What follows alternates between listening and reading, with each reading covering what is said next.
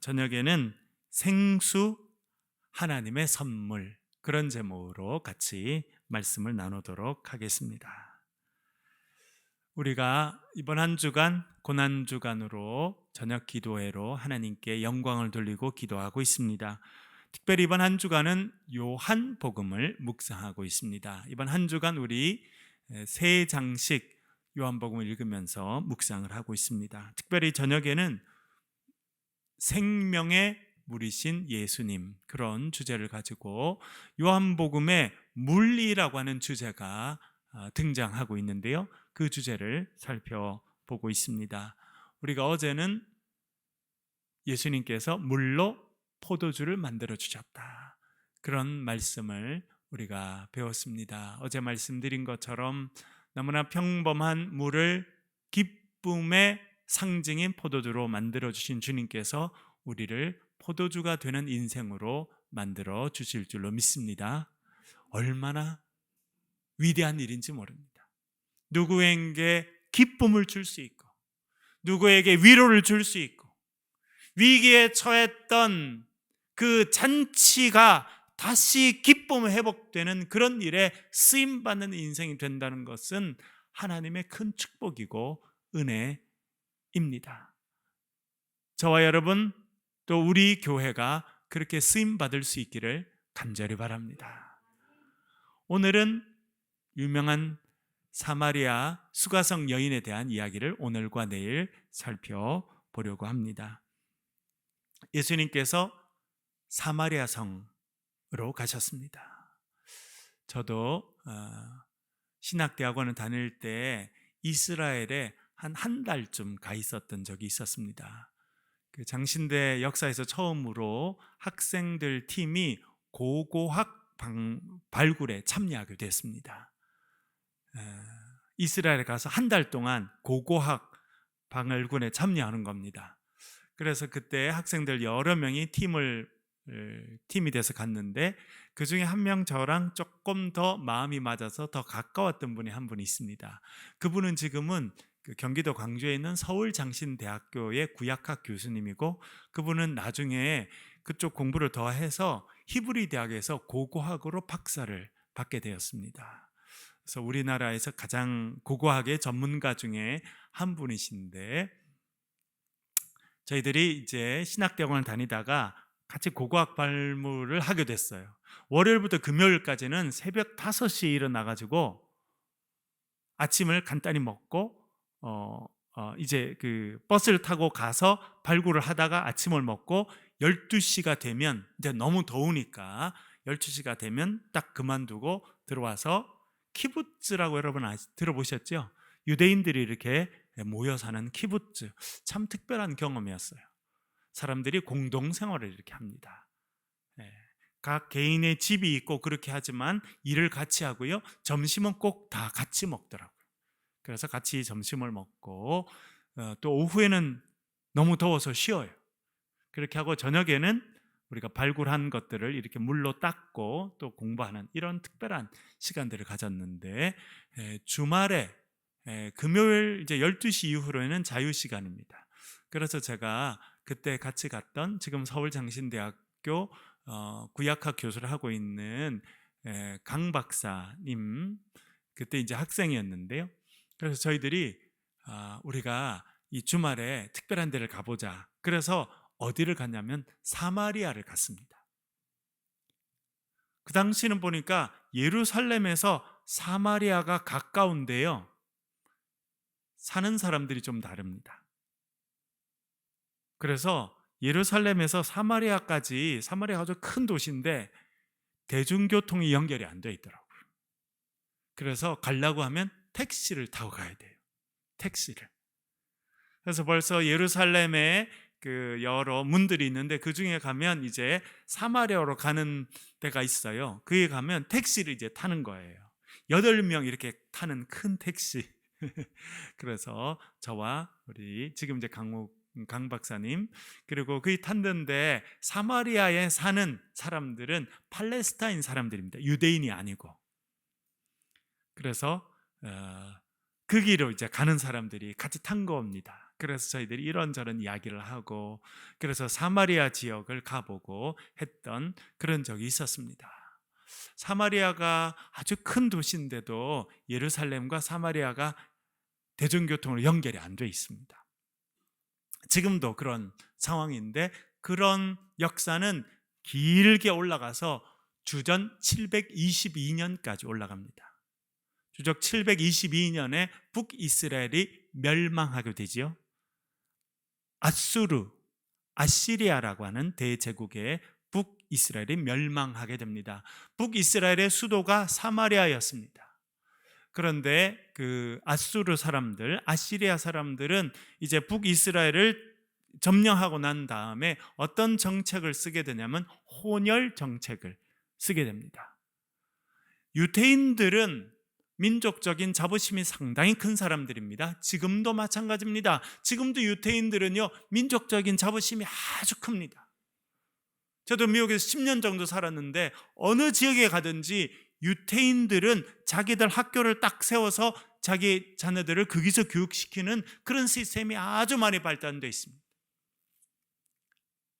유대인들은 그런 특별한 민족적인 정체성을 아주 분명히 갖고 있는 그런 민족 중에 하나인데요, 그것을 아시리아 사람들이 알았기 때문에 이 유대인들을 다스리려고 하면 필요한 것은 피를 섞어서 정체성을 없애는 것이다. 그래야 우리 아수르 제국의 일부가 될 것이다 라고 생각한 것입니다. 우리나라도 그걸 그대로 겪었죠, 여러분.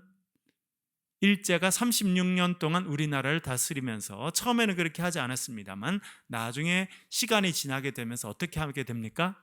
우리의 이름을 바꿔버리고, 그렇죠? 예. 초등학교, 중학교, 고등학교, 일반 고등학교 그런 데서는 한글을 쓰지 못하도록. 그래서 제가 미국에 있을 때 어느 만났던 권사님 잊혀지지 않아요. 한국 애들이 다 있는데도 그 학교에서는 한국말을 못 쓰니까 일본말로만 대화를 해야 되니까 뒷산에 가가지고 한국말을 했다는 거예요. 참 슬픈 역사가 있었죠. 그래서 일본도 우리나라의 정신과 문화와 모든 것을 없애서 일본에 동화시키려고 그렇게 노력을 많이 했다는 것을 우리는 최근 역사에서도 보게 됩니다. 북이스라엘의 멸망을 하게 됩니다. 그래서 아수르도 그런 동화 정책 가운데 하나로 혼혈 정책을 씁니다. 그래서 타 지역에 있는 여러 이방 민족들을 옮겨와서 이 사마리아에 살도록 만든 겁니다. 그래서 사마리아 사람들이 자연스럽게 그들과 살면서 피가 섞이도록 그렇게 만들었습니다. 그런데 그것이 지금까지 이어지게 된 아주 근본적인 고통의 원인이 됩니다. 유대인들은 민족적인 정체성이 대단히 큽니다. 그 민족적인 정체성의 가장 핵심은 뭐가 있냐면 우리가 아브라함의 자녀다라고 하는 것입니다. 여기서 말할 때 아브라함의 자녀는 아브라함의 피를 이어받았다는 것입니다.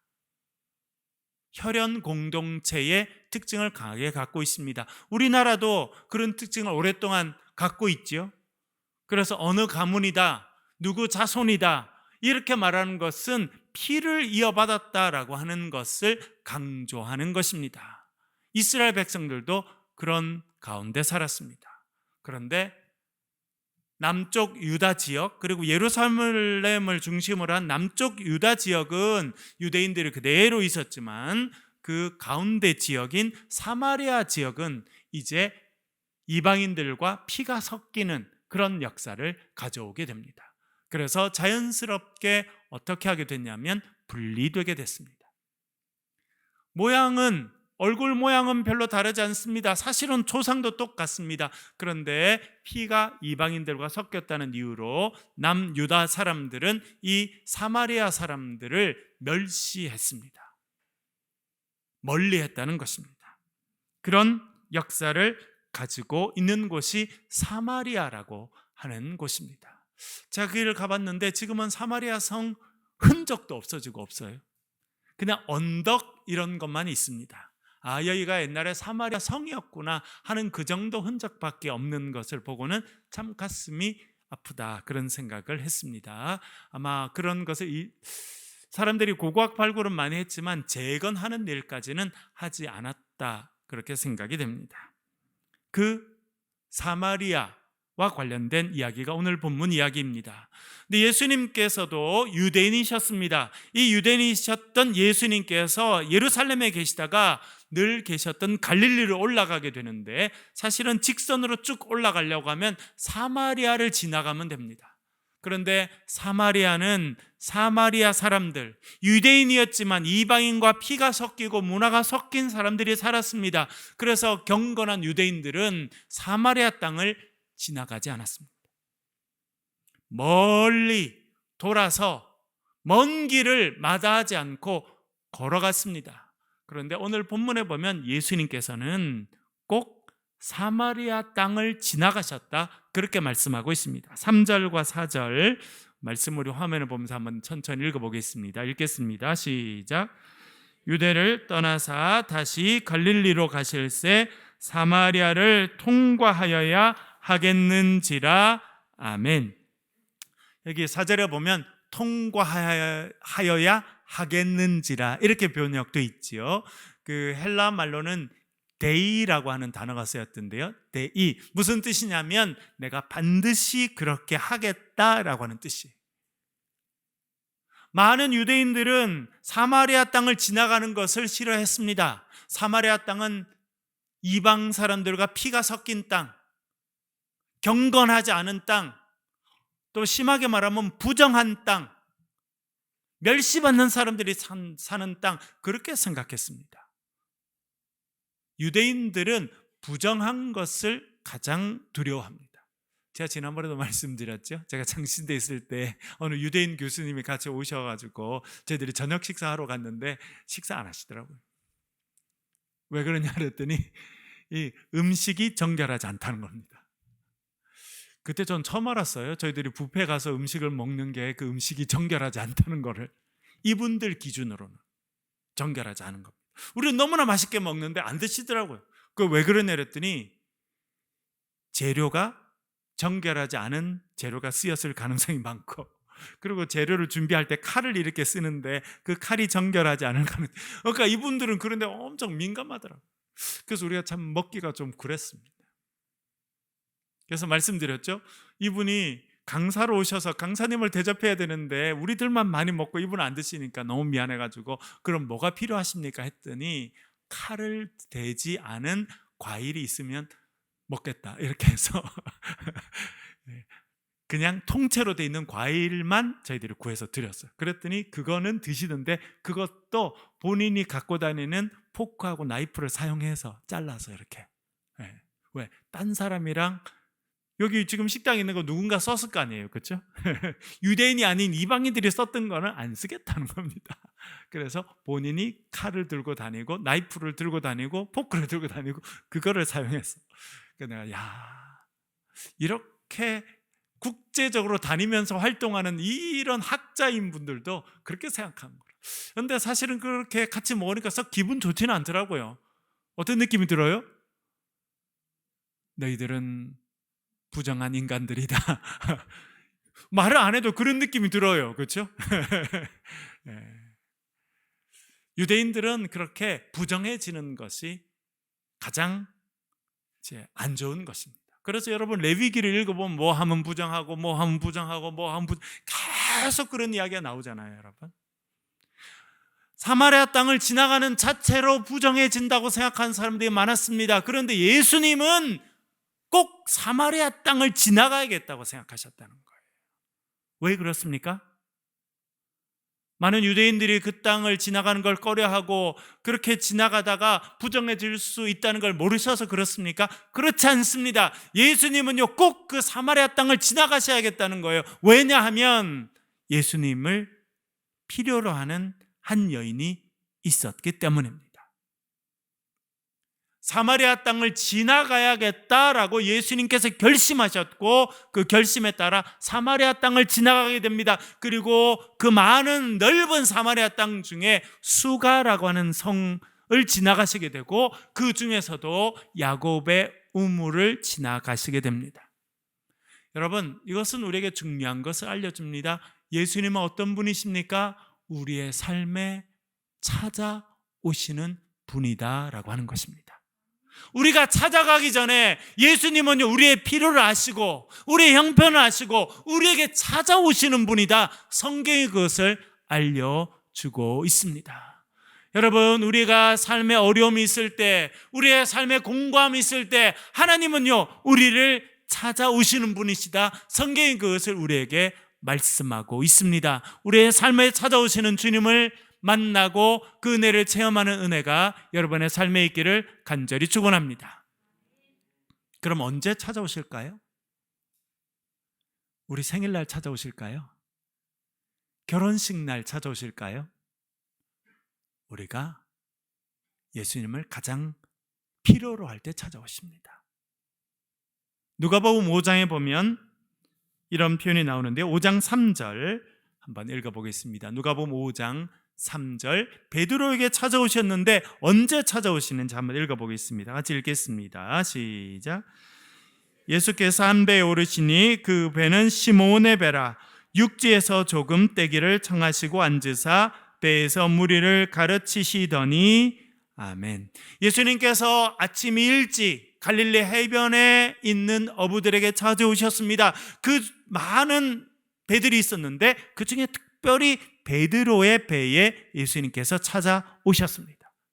찾아와서 모인 무리들을 가르치셨습니다. 그러나 예수님의 주된 목적은 무리들을 가르치는 게 아니었습니다. 베드로를 만나기 위해서 특별히 찾아오신 것입니다. 여러분, 베드로가 이때 어떤 상태였습니까? 우리가 잘 아는 대로 베드로가 예수님께 말하죠. 예수님께서 베드로야 깊은 데 가서 그물을 내려서 물고기를 잡으라 말씀하시니까 베드로가 뭐라 말합니까? 주여, 우리가 밤이 새도록 수고하였으되 잡은 것이 없지만은, 어떤 때라는 걸 말합니까? 실패했다는 거예요. 밤새 수고하고 애썼지만, 제가 지난번에 말씀드렸죠. 헬라어가 코피아산테스라고, 코피가 터지도록 밤새 수고했다고. 그러나 남은 것이 없어요. 실패한 겁니다. 좌절한 것입니다. 낙심할 수밖에 없는 상황. 내가 지금까지 수십 년 바다에 그물을 던지고 물고기를 잡았는데 도대체 나에게 무슨 문제가 있나라고 느끼는 그 절망과 좌절과 낙심의 순간에 예수님께서 찾아오신다는 것입니다. 여러분, 주님께서는 우리를 찾아오시되 우리가 실패했을 때 찾아오십니다. 우리가 병들었을 때 찾아오십니다. 낙심할 수밖에 없는 상황에 이르렀을 때에 주님께서 우리를 찾아오신다고 하는 것을 여러분 기억하실 수 있기를 간절히 바랍니다. 지난번에 제가 한번 예수님께서 제자들을 보내서 어린 나귀를 풀어오라라고 하는 그 본문을 가지고 말씀드렸죠. 예수님께서 왜 풀어오라 말씀하신다는 겁니까? 필요하셔서 풀어주신다는 것입니다. 다시 말씀드리면 우리가 주님을 가장 필요로 할 때 주님은 우리를 찾아오신다는 것을 기억하실 수 있기를 간절히 바랍니다. 어제도 제가 위기에 대해서 말씀드렸습니다. 위기의 상황을 맞는 것은 힘들고 어려운 일이에요. 그러나 위기의 상황은요, 우리가 주님을 가장 필요로 하는 순간입니다. 그래서 하나님은 언제 우리를 찾아오시느냐? 우리가 위기를 경험했을 때 우리를 찾아오신다고 하는 것입니다.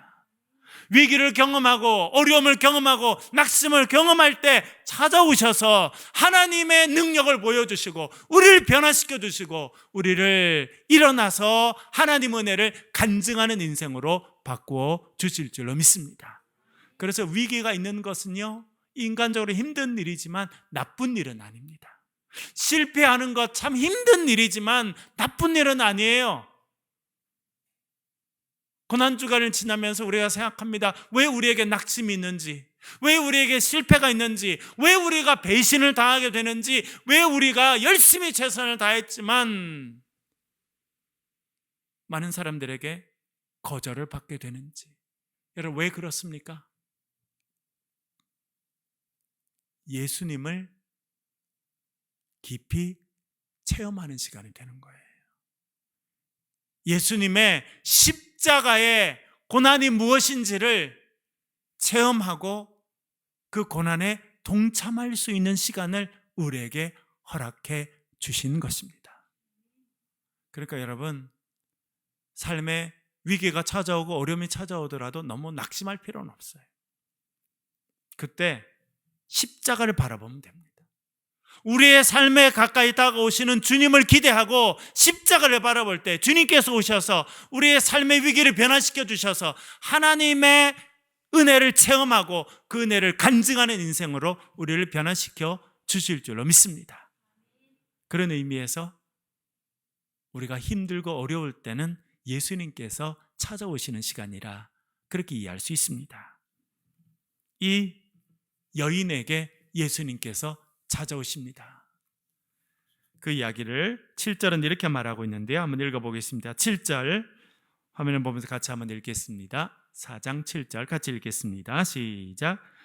사마리아 여자 한 사람이 물을 기르러 왔음에 예수께서 물을 좀 달라 하시니 아멘. 예수님께서는요, 일부러 사마리아 성을 지나가십니다.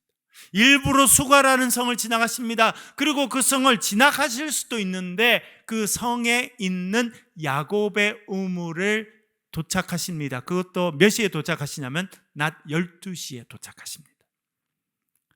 여러분, 대구도 아주 많이 덥지요?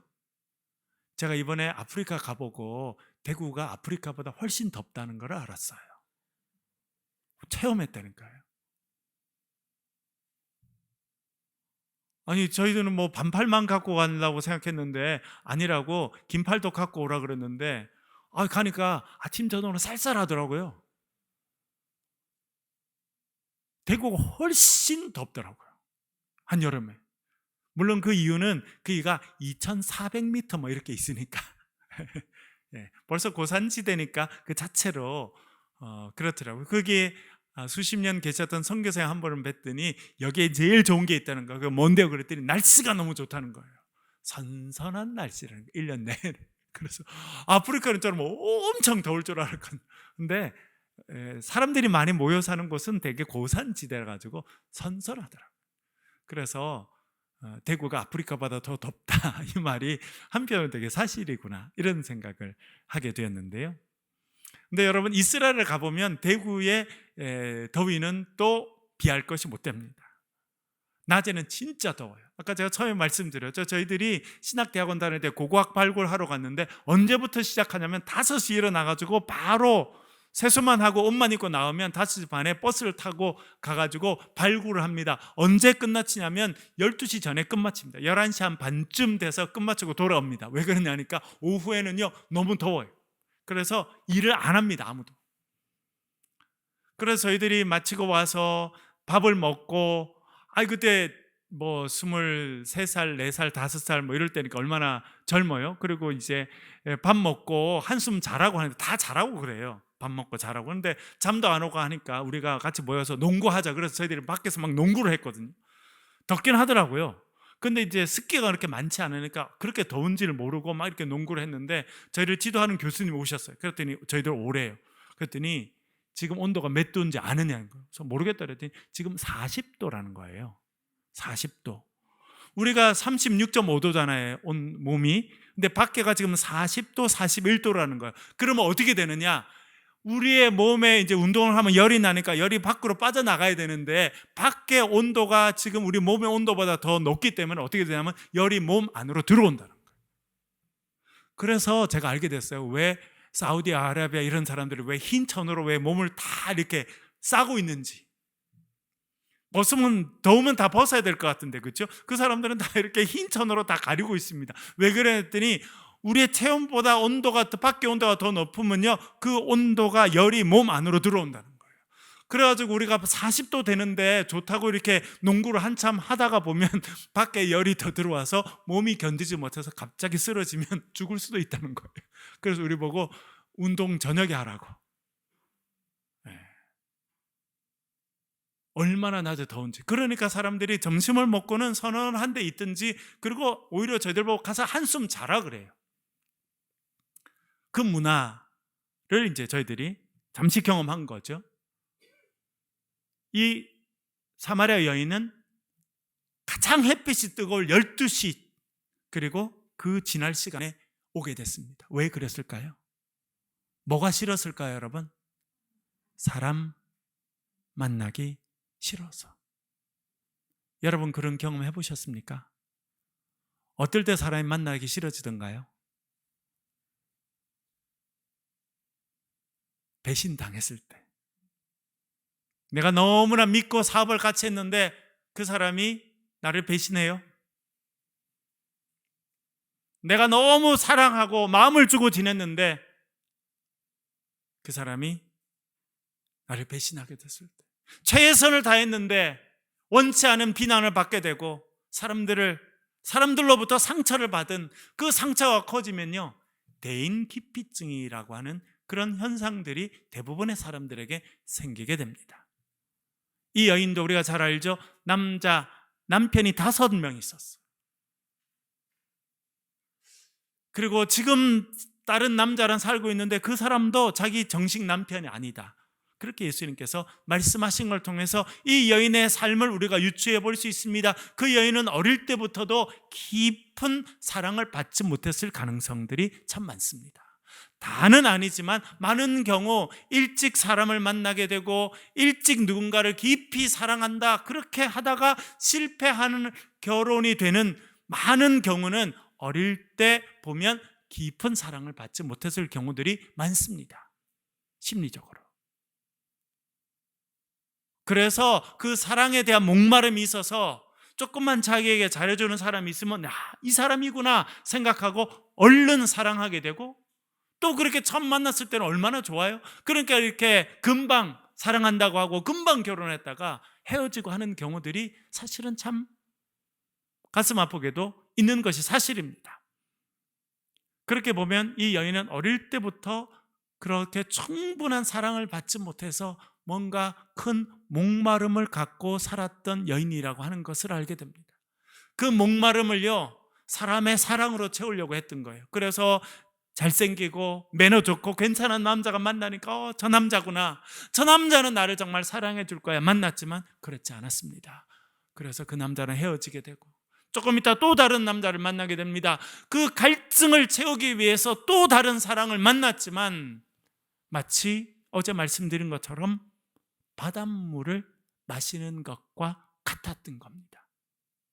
금방 갈증이 해결되는 것 같은데, 여러분 바닷물을 마시면요 잠시는 갈증이 해결되는 것 같습니다만 그것이 몸에 들어가면 우리의 염도가 더 높아져서 몸에 더 큰 갈증을 가지게 되거든요. 이 여인은 사랑에 목마르고 인정에 목마르고 사람의 정에 목말랐던 여인인 것 같습니다. 그래서 누군가를 사랑하고 그 목마름이 채워진다고 생각했지만 그 사람과 헤어지게 되고 또 헤어지게 되고 그것을 5번 반복하고 지금은 6번째 남자랑 사는 여인이었다는 거예요. 그 당시 사람들이 그 여인에 대해서 좋게 말했겠습니까? 소위 말하는 뒷담화를 많이 했을 것 같아요.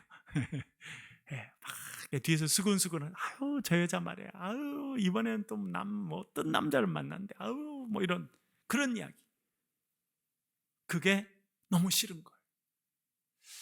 이 여인은 보면 자기 자신에 대한 사랑도 적었을 것 같아요. 그렇지 않나요, 여러분? 그런 자신의 모습이 좋았겠습니까? 왜 나는 이렇게 살지? 왜 나는 사랑받지 못할지? 그리고 저 사람들은 왜 나를 이해해 주지 못하고 왜 나를 이렇게 힘들게 하고 뒤에서 수근수근하고 그렇게 하지? 그런 여인이었습니다. 목말랐던 여인, 사랑에 목마르고 인정에 목마르고 뭔가 이유는 알 수 없지만 해결할 수 없는 갈증을 가지고 있던 여인이었고요, 또 외로운 여인이었습니다. 사실은 여러분 시골에 보면, 옛날에 저도 시골에 살다 보니까 우리 어머니들이 어디 가서 이야기를 제일 많이 하세요? 빨래터. 우리는 빨래터.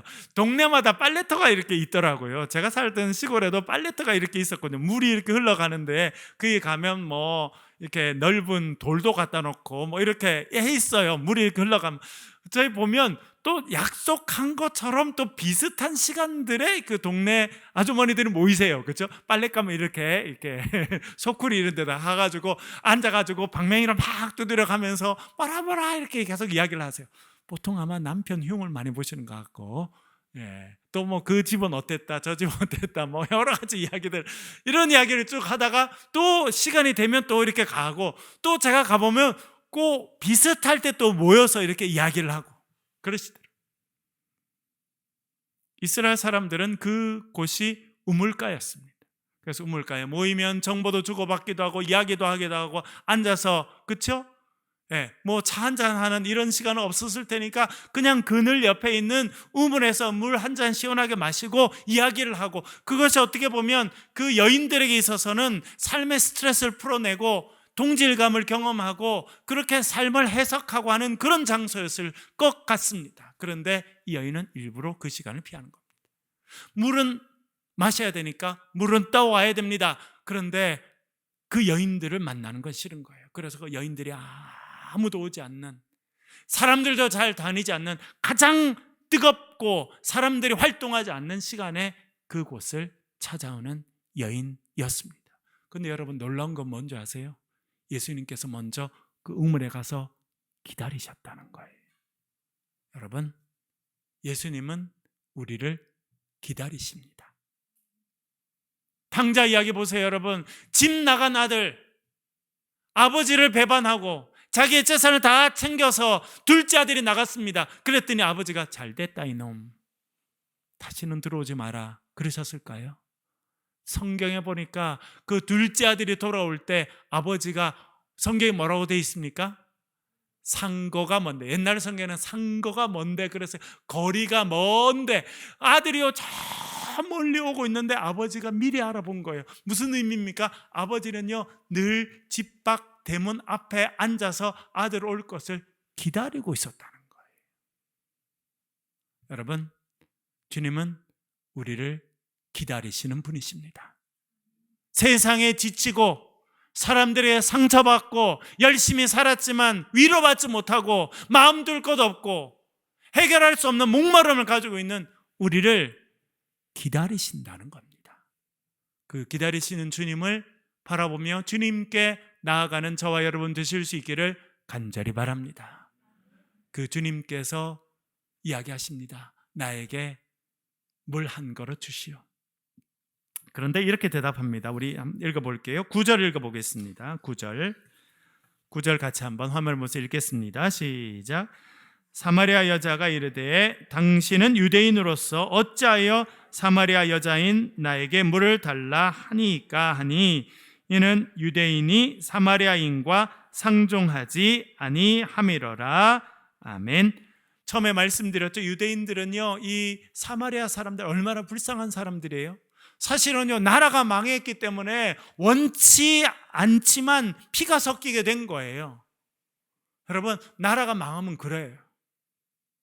유대인들 나라 없이 2000년 가까이 방황하며 살았습니다. 원치 않아도요 남의 집에 가서 살아야 되고, 원치 않아도 남의 땅에 가서 살아야 되고, 원치 않아도요 멸시천대를 받고 살아가야 되는 그 사람들이 고향이 없는 사람들, 나라가 없는 사람들이에요.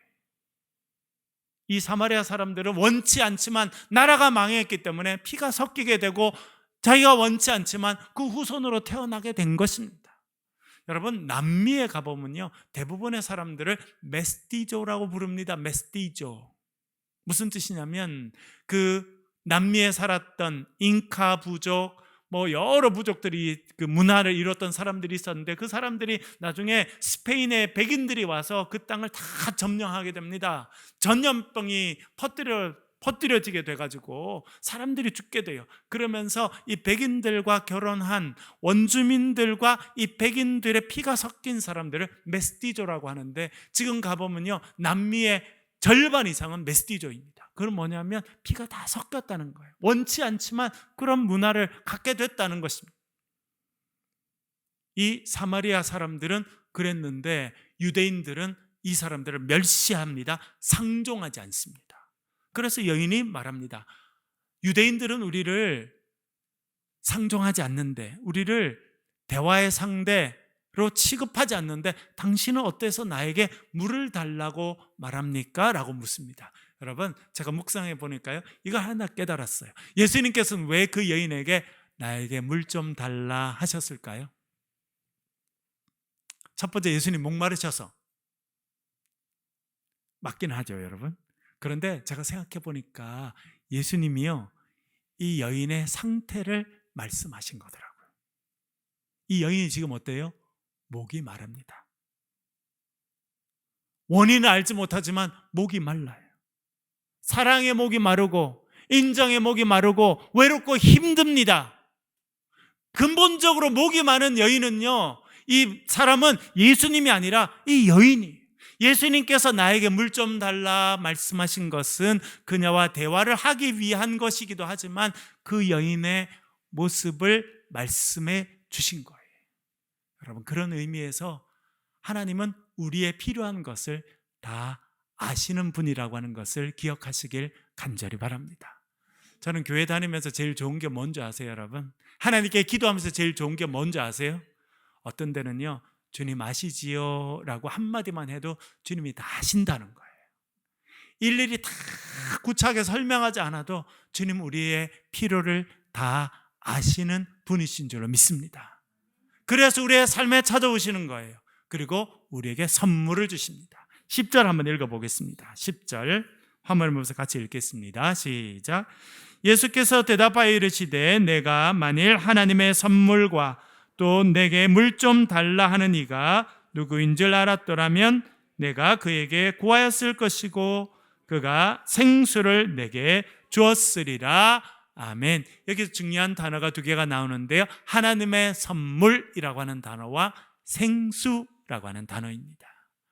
여러분, 예수님은 오셔서 뭘 하시느냐? 하나님의 선물을 주시는 분이시라 그렇게 알려주고 있습니다. 여러분, 선물 좋아하시죠? 어떤 선물을 원하십니까? 하나님께서 우리에게 필요한 것을 하나님의 선물로 우리에게 허락해 주실 줄로 믿습니다. 그런데 하나님이 주신 선물이 있습니다. 그 선물이 무엇입니까? 예수 그리스도입니다. 하나님께서 이 땅에 주신 가장 위대한 선물이 있습니다. 그것은 예수 그리스도라고 하는 선물입니다. 하나님께서는요, 오늘 저와 여러분 이 예배에 참여하는 우리 모두에게 선물을 주셨습니다. 그 선물이 생명이신 예수 그리스도인 줄로 믿습니다. 우리가 그 선물을 받았습니다. 그리고 이번 고난주간 기도회를 통해서 예수 그리스도 하나님의 선물을 다시 한번 경험하고 받으시는 은혜가 있기를 간절히 바랍니다. 그 선물이신 예수 그리스도가 누구이십니까? 그분이 생수입니다. 생명의 물이라는 것입니다. 생명의 물, 살아있는 물. 이 여인에게 주는 하나님의 선물은요, 생수를 주는 겁니다. 이 여인은 목말랐어요. 원인은 뭔지 모르지만 채울 수 없는 목마름이 있었습니다. 사랑하는 남자를 통해서도 해결할 수 없는 그 목마름이 있었어요. 그 여인에게 예수님께서 오셔서 하나님의 선물을 주시는데 그것이 생수, 살아있는 생명의 물입니다. 그것은 곧 구원의 물이라 그렇게 말씀드릴 수 있습니다. 하나님이 저와 여러분에게 주시는 선물이 있는데 그것이 생명의 물이고 구원의 물입니다. 예수 그리스도를 통해서 우리에게 구원의 은혜를 주셨는데 그것이 하나님이 주신 선물이라는 것을 기억하실 수 있기를 간절히 바랍니다. 우리가 이 생수이신 예수님을 모시고 살아가면 어떻게 되느냐? 구원의 우물에서 생수를 마시는 인생이 된다는 것입니다. 이사야 12장 2절과 3절 이렇게 말씀합니다. 같이 한번 읽어보겠습니다. 이사야 12장 2절 3절입니다. 같이 읽겠습니다. 시작. 보라, 하나님은 우리의 구원이시라. 신뢰하고 두려움이 없으리니 주 여호와는 나의 힘이시며 나의 노래시며 나의 구원이심이라. 그러므로 너희가 기쁨으로 구원의 우물들에서 물을 기르리로다. 아멘. 너무 표현이 멋지지 않습니까? 기쁨으로 구원의 우물에서 물을 길러서 마시게 될 것이라고 하는 것입니다.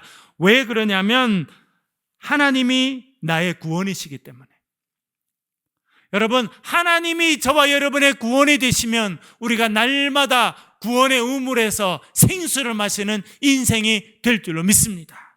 이렇게 이야기하죠. 내가 신뢰하고 두려움이 없으리니 주 여호와는 나의 힘이시며 나의 노래시며 나의 구원이심이라. 그렇게 고백합니다. 여러분, 하나님이 여러분의 힘이 되실 때 우리는 날마다 구원의 우물에서 생수를 마시는 인생이 될 줄로 믿습니다. 하나님으로 인해서 기뻐하고 하나님으로 인해서 노래하는 인생이 될 때 우리는 구원의 우물에서 생수를 마시는 인생으로 살아가게 될 줄로 믿습니다. 하나님께서 우리에게 선물을 주셨습니다. 그 선물이 생명의 물이신 예수 그리스도이십니다. 그 주님을 마시고 영원한 생명을 누리는 저와 여러분 되시길 주의 이름으로 간절히 축원합니다. 시간 우리 한번 통성으로 기도하겠습니다. 기도할 때 우리의 말씀을 가지고 기도하겠습니다. 하나님, 우리가 목이 마릅니다. 생명의 물이 필요합니다. 우리도 위로가 필요합니다. 수가성 여인처럼 대화할 사람도 없고 우리를 이해해 줄 사람이 없어서 땡볕에 물 길러 나가야 됐던 그 여인처럼 제가 살고 있습니다. 하나님 오셔서 하나님의 선물 생수를 허락해 주시옵소서. 내 삶의 문제를 아시는 아버지 하나님, 이런 삶의 문제와 어려움들을 가지고 있습니다. 하나님 해결하여 주셔서 구원의 우물에서 생수를 마시는 인생으로 살게 도와주시옵소서. 우리 말씀을 붙잡고 전 소리를 내서 동성으로 같이 한번 기도하겠습니다. 기도하십시다. 아버지 하나님,